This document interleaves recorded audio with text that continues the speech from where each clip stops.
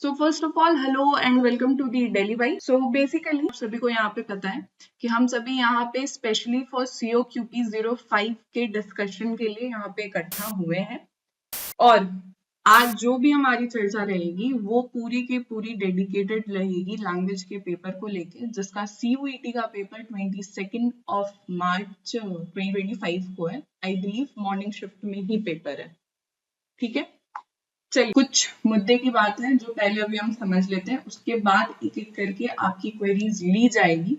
यहाँ पे for English, जिसको भी इंग्लिश के सिलेबस में किसी तरीके का कोई डाउट है, किसी तरीके की कोई इशू है, उनके लिए मैं यहाँ पे हूँ। हिंदी और संस्कृत के लिए प्रिया मैम यहाँ पे हैं। तो आपका जिस भी तरीके का जो भी डाउट होगा एक एक करके सबको पूरा समय लगा के सुना और समझा जाएगा। मुद्दे की बात पहले हम लोग कर लेते हैं। जैसे कि एक दो चीजें क्या है कि एग्जाम से 24 घंटे या फिर ऑलमोस्ट जो अभी 36 आवर्स रह गए हैं उसमें किस तरीके से प्रिपेयर करना है हमें, क्या अभी हमें नए कॉन्सेप्ट को टच करना है या किसी तरीके के जो भी हमने पढ़ रखे हैं ओल्ड टॉपिक्स हैं सिर्फ उन्हें ही रिवाइज करें। क्या अभी हम कोई मॉक टेस्ट लगा सकते हैं अगर मेरे मार्क्स बिलो 150 है या 170 से 170 से 200 के बीच में लाई करना है, तो किस तरीके से हमें एक एक करके चीजों को टैकल करना है कि लास्ट टाइम हमारा प्रेशर ना बने। स्पेशली एग्जाम में जाने से पहले क्या क्या चीजें हैं जो हमें ऑलरेडी ध्यान में रखनी है, इन सारे मुद्दों पे हम धीरे धीरे करके पॉइंट वाइज टच करेंगे। सबसे पहली बात अगर मैं बोलूं तो COQP 5 का जो पेपर है, 05 का जो पेपर है, उसमें जो अभी तक कन्वेंशन हम मान के चल रहे हैं 2024 में जो पेपर की डिजाइनिंग रही है स्टूडेंट्स, वो रही है कि 25 क्वेश्चन आपकी इंग्लिश में या अंग्रेजी में रहती है, 25 क्वेश्चन आपके हिंदी में रहते हैं, 25 क्वेश्चन आपकी संस्कृत में रहते हैं। और इससे मोर ओवर कंटेंट का ही पार्ट हम देखने को मिलते हैं। जैसे इंग्लिश में व्याकरण हो गया, ग्रामर हो गया, कॉम्प्रिहेंशन से रिलेटेड टॉपिक्स हो गए, वोकैबुलरी से रिलेटेड टॉपिक्स हो गए। Same goes for Hindi also. Priya ma'am अगर मैं गलत नहीं हूं तो कुछ व्याकरण का टॉपिक रहता है, कुछ अपठित गद्यांश का टॉपिक रहता है, कुछ विलोम शब्द रहते हैं, जिसपे पूरा डिटेल तरीके से चर्चा भी प्रिया मैम करेगी। संस्कृत में भी कुछ उसी हिसाब से चीजों को हम देख पाते हैं, कुछ उसमें व्याकरण, संधि विच्छेद जो भी चीजें रहती है उस पर प्रिया मैम अभी डिटेल तरीके से आपसे चर्चा करेगी। लेकिन हमारा काम क्या है कि क्या 24 घंटे पहले हम फिर क्वेश्चन पेपर का टूर करें कि क्या क्या क्वेश्चन पेपर आए। देखो स्टूडेंट, 24 घंटे पहले अगर आपने किसी भी तरीके के PYQ को टच नहीं करा है तो अभी भी समय है। आज यानी शाम के लगभग 6:19 से लेके कल के 6 बजे से लेके 19 मिनट तक का आपके पास टाइम है। 24 घंटे में बहुत से बहुत आपको अगर तीव्र इच्छा हो रही है तो मॉक टेस्ट आप लगा सकते हो। किसी भी तरीके के नए टॉपिक्स को पढ़ने से बचोगे, उससे होगा कुछ नहीं, अमूमन बस और बस आपके ना दिमाग पे प्रेशर बनता है। ठीक है सभी के लिए। तीसरी बात क्या करनी है, जितना भी हमने ओल्ड टॉपिक ऑलरेडी पढ़ रखा है, लेट्स से मैं इंग्लिश का कह रही हूँ, इंग्लिश में जितने इडियम्स एंड फ्रेजेस आपने ऑलरेडी याद कर रखे हैं उन्हें ही रिवाइज कीजिए। नए टॉपिक पढ़ने जाओगे याद होने में दिक्कत होगी, रोड मेमोराइजेशन करने में इशू आएगा, ज्यादा समय लगेगा, मेंटल प्रेशर बनेगा, आपको दिक्कत होगा कि भाई हम कैसे 24 घंटे बाद पेपर में अपीयर हो।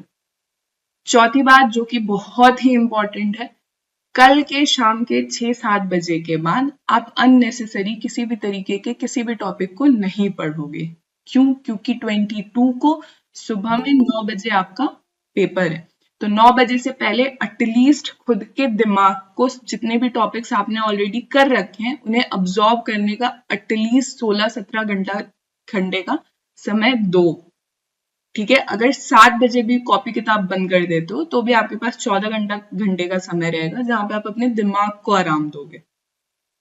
खाने पीने में जितना हो सके अपने आप को डिहाइड्रेट नहीं करोगे, हाइड्रेट करके रखोगे। हाइड्रेट करके रखने का क्या मतलब है, दिल्ली में या जितने भी अभी क्या है कि थोड़ा थोड़ा समर टच कर रहा है, धूप वगैरह तेज हो चुकी है, उस वजह से क्या होगा, हो सकता है आप अचानक एग्जामिनेशन सेंटर पे पहुंचे, अचानक से आपको चक्कर आने लगा।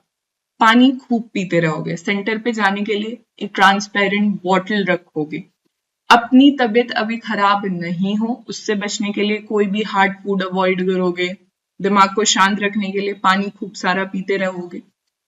और last but not the least, अभी जो भी आपके पास समय है, पूरा का पूरा एग्जाम का माहौल बनाते हुए आप एग्जाम के मॉक पे ही आप काम करोगे जितना हो सके उतना।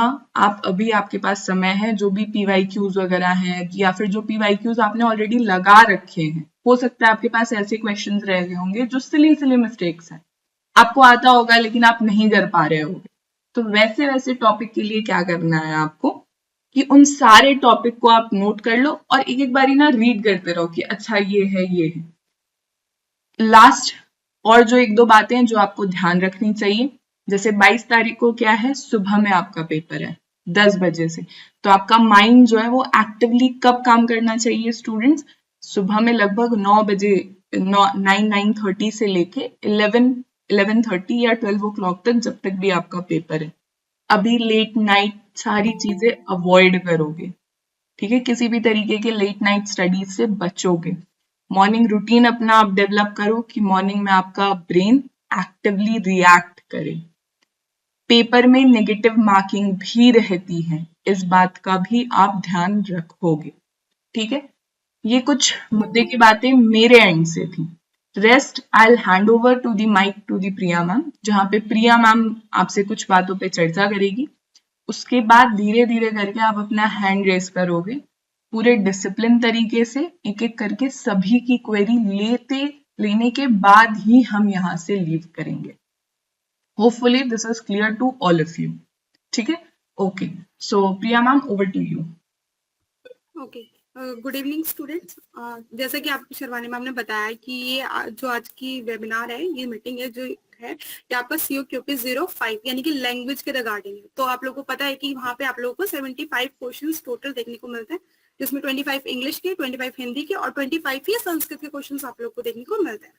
अब बहुत सारे स्टूडेंट, अब ये आज हम लोग ये बात नहीं करने वाले कि आपको किन टॉपिक्स को कवर करना है, क्या पढ़ना है, क्या छोड़ना है, ये सारी बातें हो गई।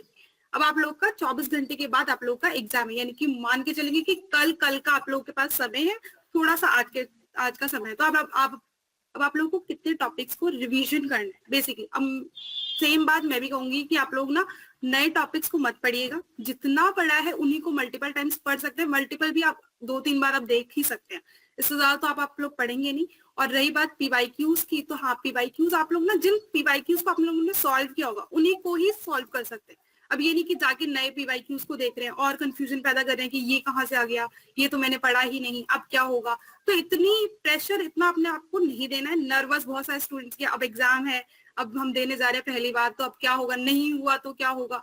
तो इतनी सारी टेंशन लेके नहीं जाना, रिलैक्स माइंड के साथ आप लोग एग्जाम में जाइए अच्छे से, जितना आप लोगों ने पढ़ रखा है। मतलब ये मान के चलो कि जिन स्टूडेंट्स ने तैयारी की है उनका अच्छे से एग्जाम होगा ही होगा, अगर आपने पढ़ा है तो। मैं उन्हीं स्टूडेंट्स की बात कर रही हूँ। अब ये नहीं कि हमने पढ़ा नहीं है और हम गए चलिए 50 क्वेश्चन 60 क्वेश्चन अगर कट ऑफ जा रही तो हम अटेम्प्ट करके ही आएंगे। आप लोग ध्यान रखेंगे कि रिस्क कहाँ लेना है। नेगेटिव मार्किंग है स्टूडेंट्स, ये हो सकता है कि मेरे को 40 क्वेश्चन आते हो, ये हो सकता है कि मुझे 50 क्वेश्चन आते हो, लेकिन क्योंकि कट ऑफ गई थी 60+ तो मैं 60+ ही क्वेश्चन अटेम्प्ट करके आऊंगी, ऐसा नहीं करना है। अगर मेरे को क्वेश्चंस नहीं आते तो मैं रिस्क कैसे लूंगी। तो मैं ये नहीं कह रही कि रिस्क मत लीजिए, आप लोग रिस्क कहाँ लेंगे, जब आप लोग को थोड़ा सा कंफ्यूजन होगा ऑप्शंस को देख के कि या तो बी हो सकता है या फिर सी, या फिर सी हो सकता है या फिर डी। वहां आप लोग ले सकते हैं कि हाँ ये टॉपिक मैंने पढ़ा था, इसमें मैं थोड़ा सा कंफ्यूज हूँ तो मैं यहाँ रिस्क ले सकती हूँ। वैसा नहीं कि कोई टॉपिक देखा ही नहीं, कोई ऑप्शन देखने को ही नहीं मिल रहा और आपको लग रहा है कि यहाँ रिस्क लिया जाए, क्योंकि ये कुछ नई बात नहीं है। हर साल आपको देखने को मिलेगा 1-2 क्वेश्चन 3-4 क्वेश्चन आपको बाहर से देखने को मिलते ही मिलते हैं। ऐसा हो सकता है कि वो टॉपिक्स आप लोगों ने कवर ना किया, तो उसको लेके अब आप लोग को परेशान नहीं होना है। जितना आप लोगों ने पढ़ लिया है उसी को ही रिविजन करना है और उसी पे ही फोकस करना है। मतलब ये हो सकता है कि मुझे 22 क्वेश्चन 23 क्वेश्चन समझ आ रहे हैं, मैं 22-23 क्वेश्चन पे मूव कर जाऊंगी, ना कि 2-3 क्वेश्चन के पीछे जाऊंगी जो मुझे नहीं पढ़ रखे, जिनके टॉपिक्स मैंने देखे ही नहीं और नाम तो मैंने सुना ही नहीं। ठीक है, ये कुछ बात थी जो आप लोग को ध्यान रखने वाली है। अब स्टार्टिंग में आप बैठे हैं एग्जाम में और इतना डर है कि आप आते आते क्वेश्चंस भी गलत करके आ रहे हैं, तो इसलिए रिलैक्स माइंड के साथ अपना पेपर दीजिएगा। स्टार्टिंग में हो सकता है कि आपको 2-3 क्वेश्चन 4 क्वेश्चन आपको ऐसा मिले कि आपने देखे ही नहीं है। सपोज कीजिए इंग्लिश के क्वेश्चन है, मेरे को नहीं आते स्टार्टिंग के, तो ऐसा नहीं कि अब तो मैंने पढ़ा ही नहीं था और पढ़ा था वो आया ही नहीं, ऐसा कोई, ये आपका कॉम्पिटेटिव एग्जाम है, ऐसा नहीं कि आज जो मैं क्वेश्चन पढ़ूंगी वो कल देखने को मिल जाएगा। वो तो वहां तो कुछ भी आ सकता है। तो आप लोग इन चीजों का ध्यान रखेंगे कि अगर हो सकता है मुझे इंग्लिश के क्वेश्चन नहीं आते तो आप हिंदी पे चले जाइए, आराम से देख लीजिए। अगर आप लोग को लग रहा है कि आप हिंदी बेहतर कर पा रहे हैं तो हिंदी कर लीजिए, किन्हीं स्टूडेंट्स को लग रहा है मैं इंग्लिश बेहतर कर पा रही हूँ संस्कृत, तो आप वहां मूव कर जाइए। उससे क्या होगा, थोड़ा सा आप लोग जब लगेगा ना कि क्वेश्चन समझ आ रहे हैं, मैं कर पा रही हूँ, तो थोड़ा पॉजिटिव एनर्जी आएगी, पॉजिटिव वाइब्स आएगी। तो आपको लगेगा कि हाँ अब जो नहीं आते होंगे ना वहां पे जाएंगे तो वो भी लगेगा कि शायद मैं कर सकती हूँ या कर सकता हूँ। ठीक है, तो कुछ बातें आप लोग ध्यान रखेंगे। और जैसे एग्जाम सेंटर पे जाइएगा तो एक बार अपना माउस, लैपटॉप सब कुछ चेक कर लीजिएगा। बैठने से पहले ध्यान रखिएगा, वहां पे टाइम आ रहा होगा, टाइम जैसे जैसे टाइम बढ़ता जा रहा है वैसे वैसे घबराहट बढ़ती जा रही है, अब एग्जाम खत्म होने वाला है या अब एग्जाम स्टार्ट हो गया, उन पे फोकस इतना मत कीजिएगा। और ध्यान से लैपटॉप चलाना एक बार देख लीजिएगा कि किस तरीके से ऐसा नहीं, बहुत सारे स्टूडेंट ऐसे होते हैं कि आगे मतलब मूव करते जाते हैं क्वेश्चन की तरफ लेकिन सेव नहीं करते, वो गलती मत कीजिएगा, वो मिस्टेक से बचिएगा कि पता चल रहा है आप पूरा सॉल्व कर जाए और आप लोगों ने सेव ही नहीं किया या फिर कुछ गड़बड़ कर दी। तो इन चीजों से आप लोग स्टूडेंट्स बचिएगा। और इसी के साथ आप लोग का एडमिट कार्ड आ गया होगा तो अपने टाइम, डेट, कहाँ सेंटर है, मेन बात, क्योंकि और टाइम से एटलीस्ट 1 घंटे पहले अपने सेंटर पे पहुंच जाइएगा। चाहे घूम लीजिएगा, चाहे देख लीजिएगा अपना, क्योंकि आपको पता है कि इतनी प्रोसेस, इतनी फॉर्मेलिटीज होती हैं कि रूम नंबर कौन सा है, मेरे को कहाँ बैठना है, कहाँ नहीं, तो इसमें कंफ्यूजन ना हो, इसलिए 1 घंटे पहले एटलीस्ट सेंटर से पहुंच जाइएगा कि बहुत आप लोगों को प्रॉब्लम फेस ना करनी पड़े। इसके अलावा तो बस अपने रिलैक्स माइंड के साथ पेपर दीजिएगा और बेस्ट विशेष आप सभी को। Thank you, over to you Shivani ma'am. Okay, all right Priya. So now most probably आप सभी हैंड रेज कर सकते हो और एक एक करके हम सबकी क्वेरी लेंगे, ठीक है? और आपको अब माइक ऑन करने का भी मोस्ट प्रोबेबली ऑप्शन मिल रहा होगा, तो आप एक एक करके अपना हैंड रेज कीजिए। देखिए नीचे में एक बटन आ रहा होगा जहाँ पे हैंड का एक पिक्चर बना होगा, उस बटन पे आप क्लिक करोगे तो हैंड रेज कर पाओगे। तो एक एक करके आप हैंड रेज करो सो दैट हम लोग भी समझ पाए कि हाँ आपकी आपकी क्वेरी है और वहां से फिर हम आपके क्वेरीज को ले पाए। So please raise your hand all of you. Mansi Chitkara, मेरी आवाज आ रही है आपको? Yes ma'am, good evening ma'am. Very good evening. Yes Mansi, please बताइए क्या डाउट है आपका? जो एडमिट कार्ड पे एक तो फोटो का कॉलम दे रखा है कि आपको फोटो पेस्ट करनी है एंड दूसरा कॉलम दे रखा है थंबप्रिंट का। तो मैम थंबप्रिंट वाला कैसे करना है एक बार ये बता दो। देखो फोटो जो लगाना है ना आपको, वो फोटो आप चाहो तो घर से पेस्ट करके लगा सकते हो या फिर फोटो भी रख लेना। जैसे ही आप सेंटर में जाओगे वहां पे ये सारी फॉर्मेलिटीज आपसे करवाएंगे। फोटो भी आपसे कॉपी पेस्ट करवा लेंगे, आपका थंब इम्प्रेशन वो खुद पे भी लेंगे और उनके पास भी अटेंडेंस शीट रहेगी, वहां पे भी वो थंब इम्प्रेशन ले लेंगे। ठीक है मानसी? ओके, किसी को कोई दिक्कत आ रही है ना कि हम हैंड रेज कैसे करें स्टूडेंट्स? तो देखो नीचे में ना आपके पास बहुत सारा ऑप्शन होगा, ठीक है? एक second Neeraj, mic unmute mute करने का, कैमरा का, वीडियो का वो आइकन दिया होगा, उसी के बगल में आपके पास हैंड रेज का आइकन होगा, ऐसे पूरे के पूरी हथेली आपकी दिख रही होगी। उसी बटन पे आप जैसे ही क्लिक करोगे तो ऐसा नोटिफिकेशन हमें भी आएगा सो दैट हम भी समझ पाएंगे कि आपकी क्या डाउट है। ठीक है? ओके नीरज प्लीज अपना डाउट बताइए, क्या डाउट है आपका? यस मैम मेरा भी मतलब ऐसी एडमिट कार्ड से रिलेटेड है मैम। ये क्या बोलते हैं, फोटोग्राफ लेकर जानी है? हाँ बिल्कुल। आप देखो ऐसे तो हम लोग कहते हैं कि 2 फोटो अपने साथ रख लेना, लेकिन 5-6 फोटोज भी अपने साथ रख लोगे ना तो कोई दिक्कत नहीं है। एक फोटो गिर गई, एक फोटो भीग गया, कुछ पता नहीं रहता है, तो 4-5 फोटो आप अपने साथ रख लोगे, एक आईडी प्रूफ भी रख लोगे। ठीक है? कोशिश करना आधार कार्ड या वोटर आईडी या जो भी आपके पास क्रेडेंशियल हो वो भी आप रख लो। ठीक है? सो दैट वहां पे जब वो चेक करे तो उनके पास पर्याप्त मात्रा में स्पेस रहे सारी चीजें चेक करने का। ठीक है?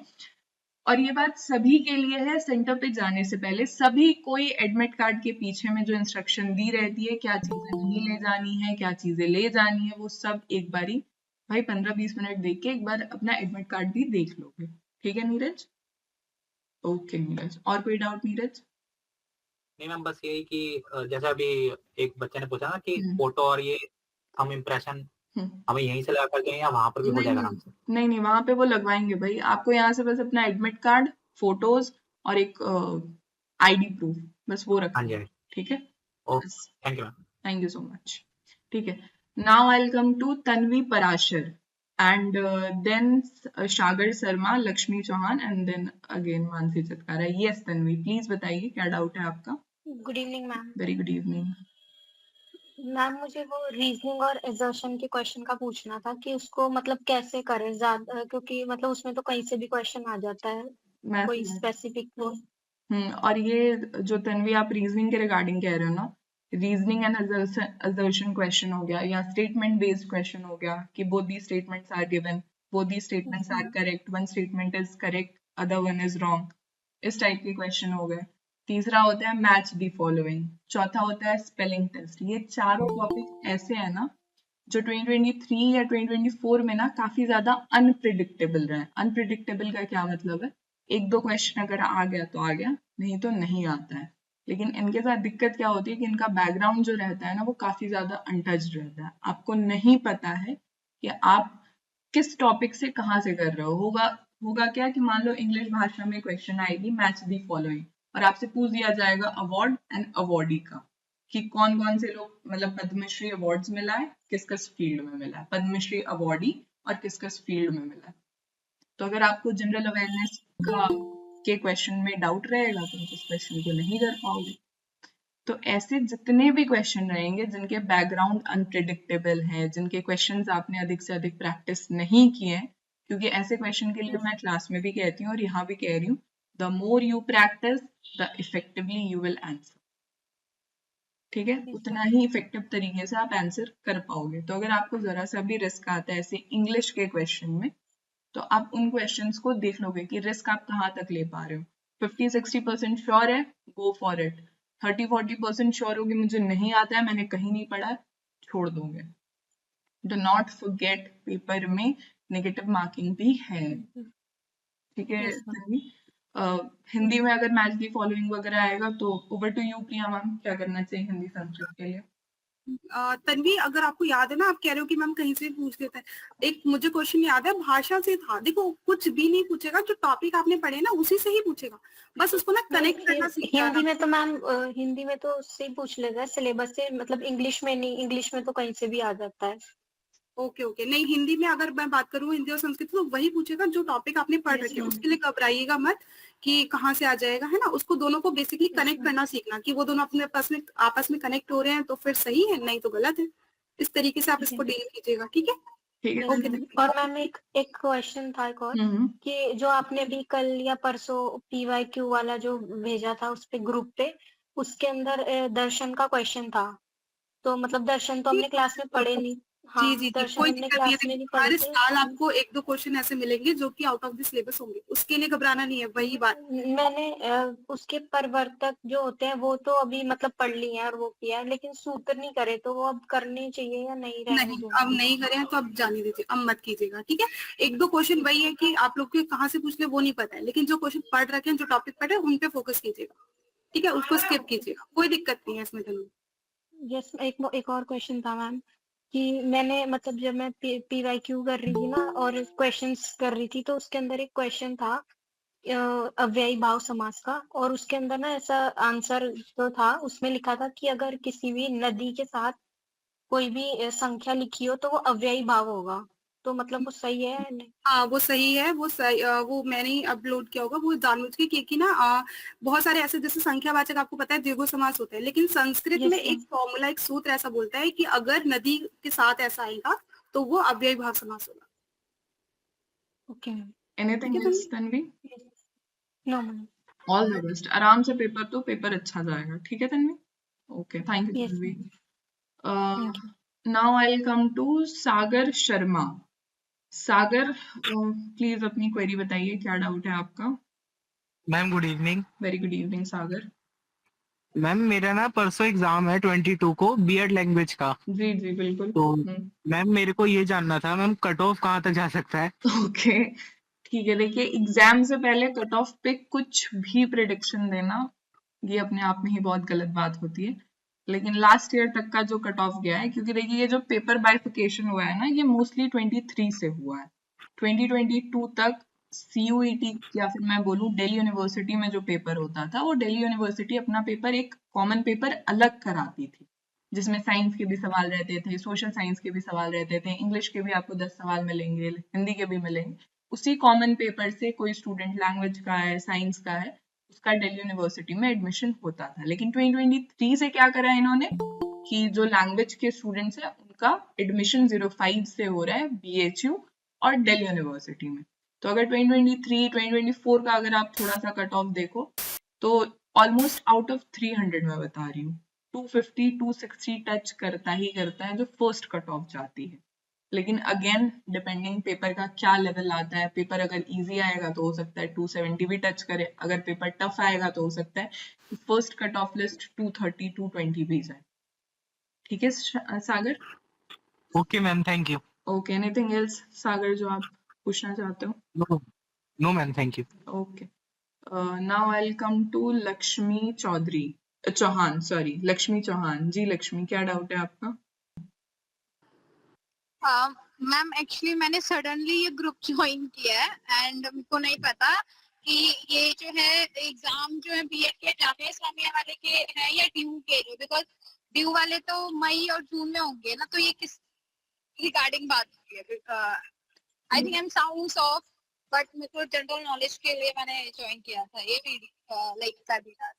लक्ष्मी, अगर आपने ग्रुप ज्वाइन किया होगा ना तो उससे पहले पोस्टर्स वगैरह गए होंगे जहाँ पे ये बताया गया होगा कि आज की जो वेबिनार मीट है वो कम्प्लीटली डेडिकेटेड है COQP 05 लैंग्वेज के पेपर को लेके, जिसका CUET का paper common university entrance test 05 के through Delhi university and Banaras Hindu university में एडमिशन होती है, जो कि 22 तारीख को मॉर्निंग शिफ्ट में होने वाली है। उसी के रिगार्डिंग हम यहाँ पे चर्चा कर रहे हैं।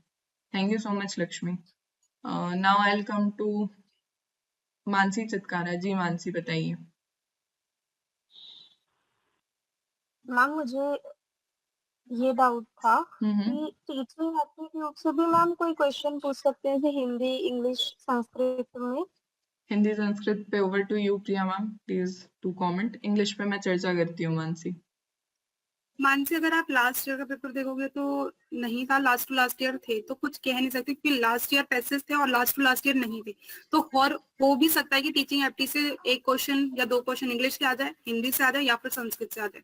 तो ऐसा कुछ नहीं है कि नहीं आएंगे या फिर ऐसा कुछ नहीं कि आ ही जाएंगे। तो वो कुछ भी हो सकता है, आ भी सकते हो नहीं भी। और ऐसा कुछ नहीं है कि बहुत भारी भरकम क्वेश्चन आते हैं कि आप लोग नहीं कर पाओगे। बिल्कुल एज अ टीचर आपको उस टाइम पे क्या करना चाहिए वही वो क्वेश्चन नॉर्मल ऐसे पूछते हैं कि आप लोग पढ़ेंगे तब भी आपसे हो जाएंगे। देखिए, इंग्लिश की भाषा में टीचिंग एप्टीट्यूड का सवाल आना is not a very uncommon thing. ठीक है, it's a very common thing.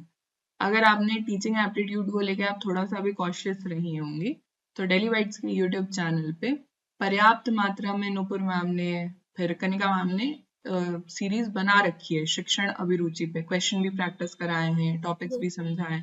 तो अगर आप उन सारे सीरीज को भी आपने देखा होगा तो भी इंग्लिश की भाषा में, चाहे हिंदी की भाषा में या संस्कृत की भाषा में शिक्षण अभिरुचि या टीचिंग एप्टीट्यूड का क्वेश्चन दिया जाए तो आप कर लोगे। Just be cautious and use your common sense also over there. ठीक है मानसी? ओके मैम, एक चीज और, जो आपने बोला था कि वोटर आईडी कार्ड या आधार कार्ड कोई भी वैलिड आईडी प्रूफ लेके जाना, तो उसकी फोटोकॉपीज भी करवानी जरूरी है या फिर मतलब ओरिजिनल ही? देखो, कोई भी एक्स्ट्रा पेपर वो वहां पे अलाउ नहीं करते हैं। इवन मैथ्स वगैरह का पेपर होता है या ऐसे भी कोई पेपर होता है तो रफ शीट उन्हें अगर देनी होती है ना तो वो वहीं से देते हैं। तो फोटोकॉपी वगैरह मत करवाइएगा। और and most probably admit card का जब आप इंस्ट्रक्शन भी पढ़ोगे तो वहां पे भी लिखा जाता है कि ओनली कैरी क्रेडेंशियल, नहीं कि उनके फोटोकॉपीज को ले जाने के लिए कहा जाता है। ठीक है मानसी? ओके।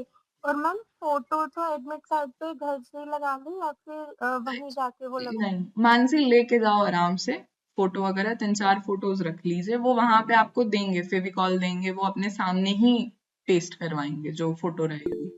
ठीक है? Okay ma'am, okay, thank you Mansi. Now I will come to Himanshu. Ji Himanshu, क्या डाउट है आपके? Himanshu Sharma. Good evening ma'am. Very good evening Himanshu. Ma'am जैसे इंग्लिश का बीएड लैंग्वेज का परसों पेपर है, तो इंग्लिश के कोई 3-4 टॉपिक बता दो जिसके मैं एक दिन में बार बार रिवीजन कर सकूं। अच्छा, ठीक है, देखिए ऐसे ना जरूरी नहीं है कि जो 3-4 टॉपिक यहाँ पे बताए जा रहे हैं उससे क्वेश्चन आ ही जाए, ठीक है, लेकिन फिर भी मैं एक 4-5 टॉपिक मैं इंग्लिश के बता दे रही हूँ। हिंदी संस्कृत के लिए भी मैं प्रिया मैम से रिक्वेस्ट करूंगी कि वो टॉपिक्स बता दें। बाकी इंग्लिश में देखिए कॉम्प्रिहेंशन का जितना हो सके उतना अधिक आप प्रैक्टिस करो, वोकैबुलरी में इडियम फ्रेजेस जितना हो सके उतना रख लीजिए, सिनोनिम्स एंटोनिम्स भी जितना हो सके उतना याद करते रहिए। कुछ कुछ कॉन्सेप्ट बेस्ड क्वेश्चंस रहते हैं जो कि टेंस से रहते हैं, नरेशन से रहते हैं, वॉइस से रहते हैं, आर्टिकल से रहते हैं। तो ग्रामर की इन 4 टॉपिक को और कॉम्प्रिहेंशन जो अनसीन पैसेजेस आर इन्हें, और जो वोकैब का और टॉपिक रहता है synonyms antonyms, idioms and phrases and this. तो इतने टॉपिक आप रिवाइज करते रहो अभी से लेके कल तक। मोस्ट प्रोबेबली यहाँ से क्वेश्चन रहता ही रहता है, 25 में से नहीं भी तो 15-17 क्वेश्चन यहाँ से रहते ही हैं। Over to you Priya ma'am, कुछ हिंदी संस्कृत के आप टॉपिक बता दें। हिमांशु, अगर आपने एक दिन के लिए मैं बोलूँ तो आप ये ध्यान रखिए कि देखो हर साल जो पहले तो पैसेज जो आपको अच्छे नंबर ला सकते हो, जहाँ पे आप स्कोर कर सकते हो, अच्छे से पैसेज अपने कर लेना। इसके अलावा अगर आपने थोड़ी बहुत भी हिंदी और संस्कृत को पढ़ रखा है तो विलोम शब्द, संस्कृत नहीं हिंदी में विलोम शब्द, पर्यायवाची शब्द, संधि से हर साल प्रश्न देखने को मिलता है, समास जो टॉपिक है उससे मिलता है, काल से लास्ट ईयर था, और मतलब ये कुछ टॉपिक है, वाच्य से देखने को मिलता है, वाक्य से। तो ये कुछ टॉपिक आप हिंदी के लिए तो कर सकते हैं। और संस्कृत की अगर मैं बात करूँ तो वेद से रामायण महाभारत या फिर संधि समास, ये 2 टॉपिक ऐसे जो हिंदी और संस्कृत दोनों के लिए कॉमन है, तो आप वहां से भी देख सकते हो। तो मतलब अलंकार जो हिंदी और संस्कृत, एक क्वेश्चन या 2 क्वेश्चन लास्ट हर साल आपको देखने को 2 साल से मिल रहे हैं, तो ये कुछ टॉपिक आप कर सकते हो। लेकिन एक दिन में करने के लिए तो देख लीजिए, अपने पेपर को बस ध्यान से कीजिएगा, पैसेज में जहाँ स्कोर कर पाओ वहां स्कोर करने की कोशिश कीजिएगा, बाकी इनको रट सकते हैं तो रट लीजिए। इंग्लिश में ज्यादा प्रॉब्लम है मैम, संस्कृत का स्टूडेंट हूँ मैं, इसलिए थोड़ा। ओके, ठीक है, फिर तो इंग्लिश में शिवानी मैम बताइए। नहीं मानसू, आप आराम से करके जाइए। और देखिए अगर आपको संस्कृत में दिक्कत, सॉरी इंग्लिश में दिक्कत है, तो हो सकता है यहाँ पे कोई ऐसा स्टूडेंट होगा जिसको संस्कृत में दिक्कत होगी, या कोई ऐसा स्टूडेंट होगा जिसे हिंदी में दिक्कत होगी, उसका शुरू से ही इंग्लिश रहा होगा और उसने हिंदी संस्कृत ही पहली बार बीएड के लिए पढ़ा है। तो ये सोच के एग्जाम से 36 आवर्स पहले खुद का कॉन्फिडेंस नहीं डाउन करना, ठीक है हिमांशु। जो भी बचे समय है आराम से आप समय दीजिए PYQs को, पिछले 2 साल में क्या पेपर का सीक्वेंस रहा है, किस तरीके से क्वेश्चंस की डिजाइनिंग की गई है। 2-3 चीजें जो ध्यान में रखनी है कि आप नेगेटिव करके नहीं आओगे। रेस्ट वोकैबुलरीज में आप इडियम्स एंड फ्रेजेस देख सकते हो, सिनोनिम्स एंटोनिम्स देख सकते हो, तो ये चीजें रहेंगी, ठीक है। ठीक है Himanshu, okay ma'am, thank you. Okay. Any, एक सेकेंड, एनी क्या डाउट है आपका, प्लीज बताइए। Good evening ma'am. Very good evening any.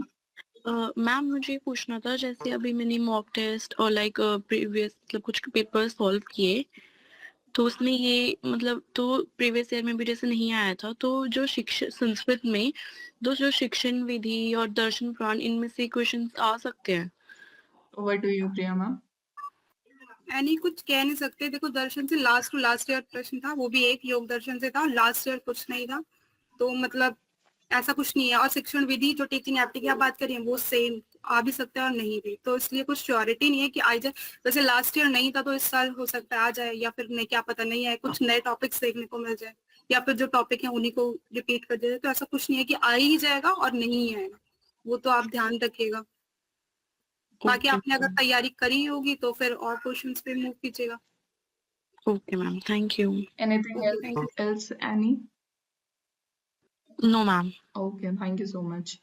Anyone else? I believe किसी का कोई डाउट नहीं रह गया है, तो will move towards the end. Over to you Priya ma'am, last की कुछ बातें आप चर्चा कर लीजिए। बस यही कि आप लोग सबसे बड़ी, मतलब बहुत सारे स्टूडेंट्स होते हैं जो तैयारी बहुत अच्छे से करते हैं लेकिन टाइम मैनेज नहीं कर पाते, तो आप लोग सबसे बड़ी बात टाइम मैनेजमेंट का बहुत ज्यादा ध्यान रखिएगा। और सेकंड, नेगेटिव मार्किंग, वो ये 2 चीजें पे अगर आप लोग फोकस कर जाओगे ना, और जिन स्टूडेंट ने अच्छे से तैयारी कर रखी है, मेरे को लगता है कि वो स्कोर कर जाएंगे अगर वो ये 2 चीजों का ध्यान अच्छे से रखेंगे। ठीक है, तो बस ओवर टू शर्माना। ठीक, thank you. Okay, thank you so much Priya ma'am.